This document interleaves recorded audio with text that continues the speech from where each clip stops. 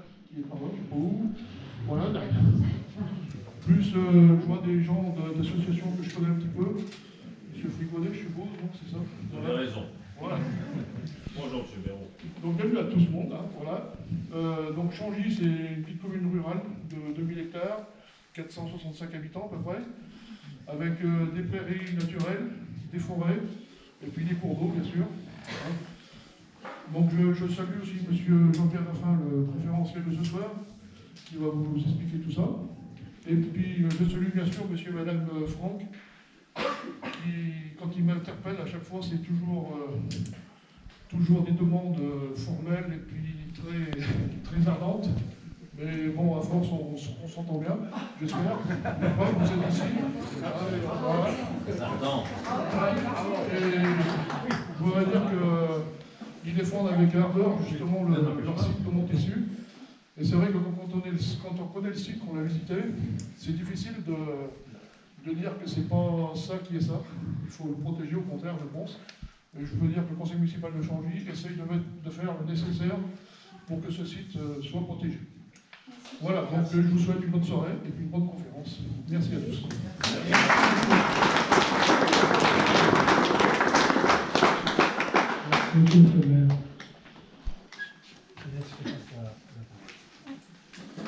Alors, bonjour à tous. Je ne sais pas si vous m'entendez. Oui. Alors nous sommes très heureux de vous retrouver après cette longue période de traversée du désert où on a tous été obligés d'être un peu isolés les uns des autres.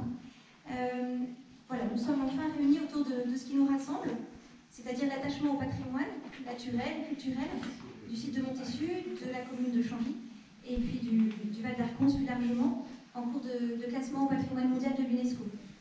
Alors merci à vous tous d'être là pour assister à cette conférence débat de Jean-Pierre Raffin sur le thème de l'histoire de la protection de la nature.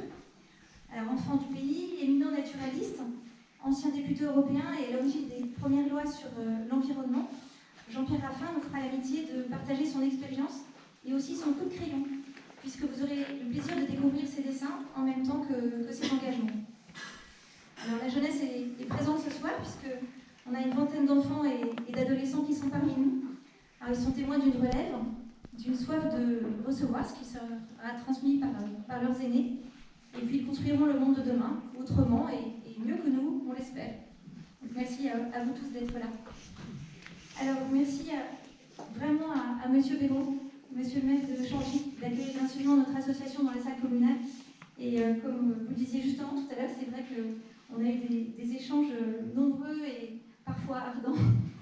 Et tout est bien qui finit bien et on est très heureux de collaborer ensemble dans cette protection de la commune de Changy, de ce site-là, qui pourrait faire partie des plus beaux villages de France, puisque vous avez deux monuments historiques classés, ici, entre la chapelle romaine du Vieux-Changy et puis ici de Montessu. Donc merci vraiment pour tout ce que vous avez fait pour protéger les lieux. Merci à Monsieur Jean-Pierre Raffin d'avoir rejoint dès les premières heures de l'association des Amis du site de Montessu et de nous proposer cette conférence passionnante. Merci à Monsieur Jean-Marc maire de Paray-le-Monial et président du pays Charolais-Brionnais, initiateur de la candidature du Charolais-Brionnais au patrimoine mondial de l'UNESCO, qui est membre d'honneur de notre association et donc soutient nos essais précieux depuis longtemps. Et merci à M. Xavier de Villizac, de Sari, vice-président du PETR en charge de la candidature du Charolais-Brionnais au patrimoine mondial de l'UNESCO. Il nous présentera à la fin de cette conférence les enjeux de ce classement et nous montrera en quoi il s'articule à merveille avec le thème de ce soir. Merci aussi à Aurélien Michel, il est par là, voilà, qui lui aussi fait partie de notre association et fait énormément pour valoriser le Charolais-Brionnais, avec toutes ces richesses. Et merci à tous les bénévoles de notre association qui donnent du temps, de l'énergie, pour sauvegarder et encourager le patrimoine naturel, historique et paysager du site de Montessu et du Val d'Arconce. Chacun selon leurs compétences, leurs talents, ils contribuent à sauver le monde en commençant par une rivière, une vallée, des vieilles pierres, des colonies faucons-cresserelles ou des rossignols nicheurs, des prairies et des haies qui dessinent le beau visage de notre bocage. Alors parmi ces bénévoles, Patrice Noteguer a beaucoup contribué aux inventaires naturalistes et a découvert par exemple en étudiant les pelotes de réjection des chouettes et fraies qui niche à Montessu la présence de pas moins de 17 petits mammifères différents, dont un murin de Bechstein, alors je ne prononce pas bien, c'est ça, Bechstein, une chauve-souris de 25 à 30 cm d'envergure, qui a fini au menu d'une chouette effraie après un combat aérien qu'on imagine assez épique dans ce lieu médiéval. Alors merci aussi à Marie-Christine de Boisboucard qui a pris la magnifique photo du martin pêcheur que vous avez reçu sur l'invitation. Le martin pêcheur est une espèce d'oiseau classée vulnérable en danger de disparition et a été inventoriée à Montessu parmi les 54 espèces d'oiseaux présentes sur le site. Et parmi nous également des associations amies comme Val d'Arconce, le CEP, Centre d'études du patrimoine culturel du Charolais Brionnais, l'association Mémoire Brionnaise, l'AOMSL qui est bien représentée aussi, et l'association ornithologique et mammalogique de Saône-et-Loire, et je l'oublie certainement. Alors l'an prochain, c'est un week-end de colloque qui serait à faire pour échanger sur toutes les richesses de ce beau pays. Alors le thème qui nous occupe aujourd'hui est l'histoire de la protection de la nature. Pourquoi ? Alors Montessu est un site médiéval emblématique du Charolais, monument historique classé, il est aussi symbole de la stabilité d'un terroir. Préservé depuis 9 siècles, notamment grâce à une agriculture et un élevage traditionnel qui ont permis de conserver le paysage intact, ce territoire de bocage est situé à proximité de la rivière de l'Arconce. Il abrite une biodiversité exceptionnelle, alors même qu'autour de nous, au plan national et régional, de multiples espèces disparaissent de manière vertigineuse dans d'autres territoires en France. Alors, le Muséum d'histoire naturelle, le CNRS, ont récemment alerté sur la diminution dramatique du nombre d'oiseaux dans les campagnes. Selon des études, un tiers d'entre eux auraient disparu ces 15 dernières années. Et l'uniformisation des paysages ruraux, l'urbanisation, la disparition des haies, des petits bois, ont fait chuter très violemment le nombre d'insectes. 80% par exemple des invertébrés ailés ont été décimés en moins de 30 ans sur le territoire européen, selon une étude récente. En conséquence, les oiseaux ont été privés de leur nourriture et de leur habitat. Alors face à ce contexte, dont l'un des objectifs est la préservation, notre association, dont l'un des objectifs est la préservation du bocage charolais et de sa biodiversité, a fait réaliser plusieurs inventaires par la LPO, la Ligue pour la protection des oiseaux, par la SHNA, Société d'histoire naturelle d'Autun. Et ces inventaires ont révélé une richesse insoupçonnée, tant pour les oiseaux que pour les chiroptères, les chauves-souris et bien d'autres espèces.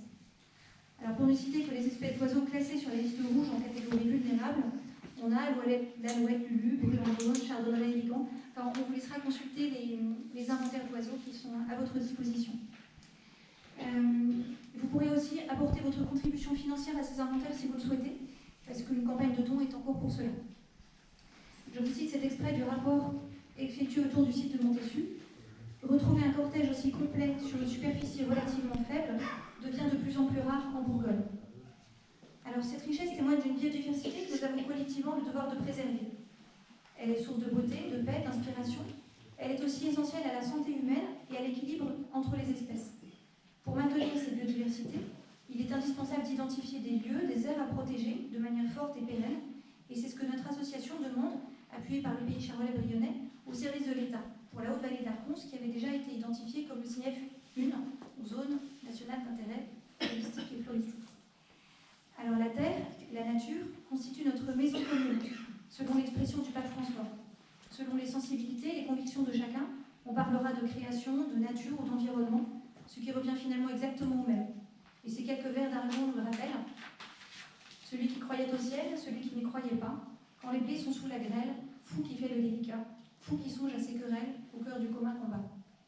Les blés ont presque été sous la grêle au sens propre la nuit du 24 juillet, où la violence des rafales de vent a déraciné des arbres, arraché des toits et nous a rappelé notre fragilité.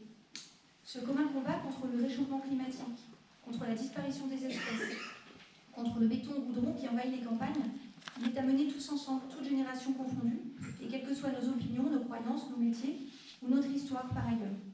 Nous nous réjouissons de la présence d'élus ce soir, qui nous montrent leur engagement pour cette question fondamentale, puisque servir l'homme, c'est aussi préserver la qualité de son environnement. Alors protéger la nature n'a pas été et n'est toujours pas une évidence. Pour le comprendre, Jean-Pierre Raffin va nous proposer une approche historique en profondeur et nous décrire les différentes étapes et prises de conscience qui ont conduit l'homme à légiférer dans ce but. Après la conférence de Jean-Pierre Raffin, Xavier de Bélizal enchaînera sur une présentation du projet UNESCO pendant 5 à 10 minutes. Nous vous proposerons ensuite un temps de questions-débat et nous rejoindrons ensuite Montessu où un buffet vous attend. Voilà, on va vous présenter maintenant M. Raffin. Voilà, Jean-Pierre.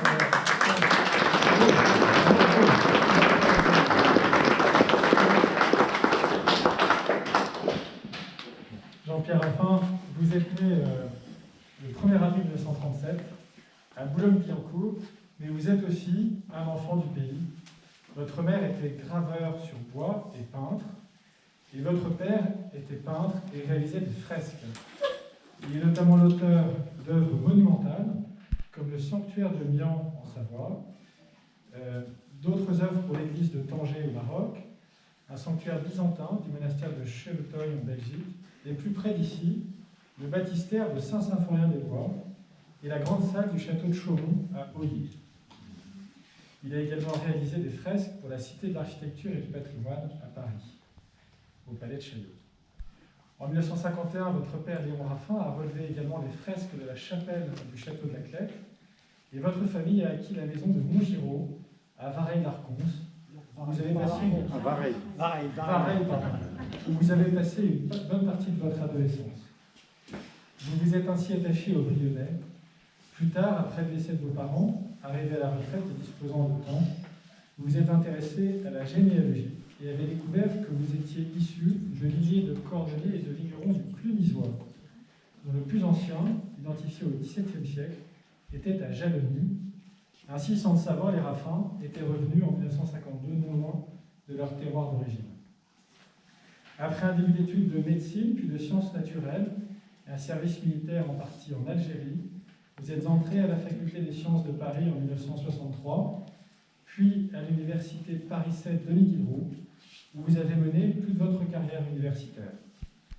Vous avez travaillé dans divers domaines du vivant, doctorat en histochimie, un doctorat d'État sciences naturelles en neuroembryologie expérimentale, tout en cofondant en 1970 l'enseignement de l'écologie avec l'écotoxicologue François Rabad et en 1984 avec la géographe Yvette de Wolf, le DESS Espace et Milieu, diplôme mis en place dans le cadre de la professionnalisation des universités.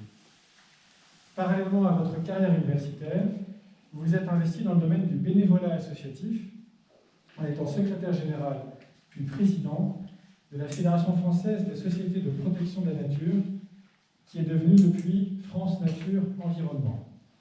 Vous avez également été député européen entre 1989 et 1994, où vous siégez dans le groupe des Verts, mais sans être membre de ce parti politique. Dans le cadre du bénévolat scientifique, vous êtes membre du Conseil scientifique du Parc national des Écrins depuis 1979, et vous en avez été le président de 2002 à 2006.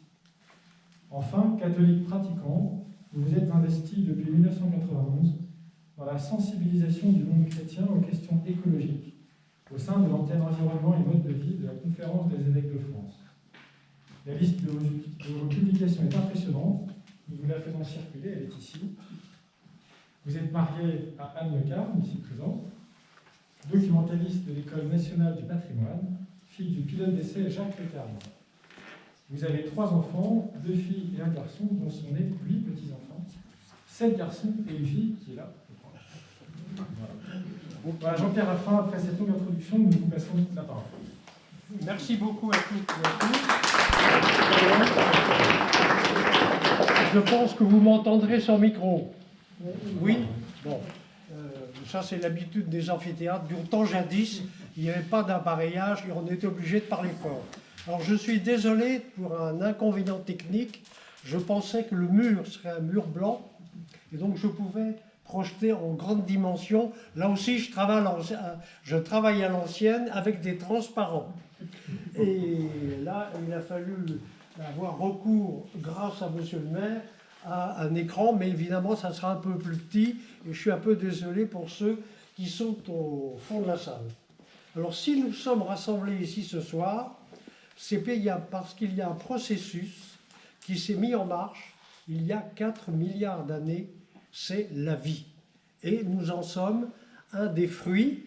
Et ce qui est intéressant de voir, donc, qui nous donne à être assez humble, c'est de voir que la planète, en gros, on estime elle date de 8 milliards d'années, la vie 4 milliards d'années, et en reproduisant cela sur un calendrier annuel, voilà ce que cela donne. Vous voyez, la planète, le Big Bang, on dit entre 10 et 15 milliards d'années, on n'est pas à 1 milliard près. Et toute la première partie de la planète ce n'est pas la vie. La vie, elle apparaît vers 4-5 milliards d'années, tout d'abord sous forme de bactéries et d'algues. Ensuite, les plantes et les animaux supérieurs apparaissent vraiment tout à fait enfin. Et quand on continue sur cette histoire du calendrier qu'on appelle le calendrier cosmique, eh bien l'homme il apparaît en fait le 30 ou 31 décembre.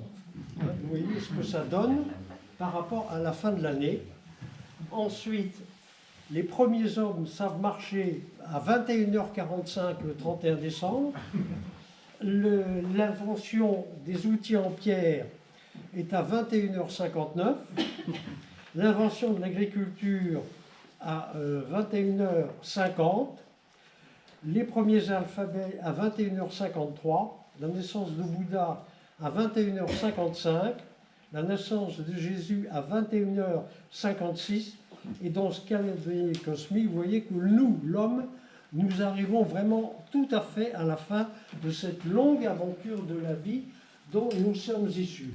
Alors, quand on parle de protection de la nature, j'ai choisi à dessein ce terme, parce que la nature est en effet l'héritage à la fois de l'évolution naturelle du monde vivant, mais également des activités de l'homme. Et quand on parle nature, on ne peut pas dissocier dans notre planète aujourd'hui, ne peut pas dire qu'il y ait 1 mètre carré de la planète qui soit totalement exempt d'un impact de l'activité humaine, ne serait-ce à cause des pollutions atmosphériques, qui ignorent les frontières, qui ignorent les États, et on retrouve dans l'Antarctique des traces de produits qui ont été utilisés par exemple en Argentine. Donc il n'y a plus 1 mètre carré de la planète que l'on peut dire totalement naturelle. Alors bien entendu, il y a des grandes variations d'intensité de l'impact de l'activité humaine, et c'est ce que nous allons voir au travers d'un parcours de l'histoire en gros des rapports de l'homme avec l'ensemble du monde vivant, et ensuite à partir d'une certaine période, l'homme a commencé à s'intéresser à la nature pour elle-même. Avant, il vivait avec, et les premiers qui sont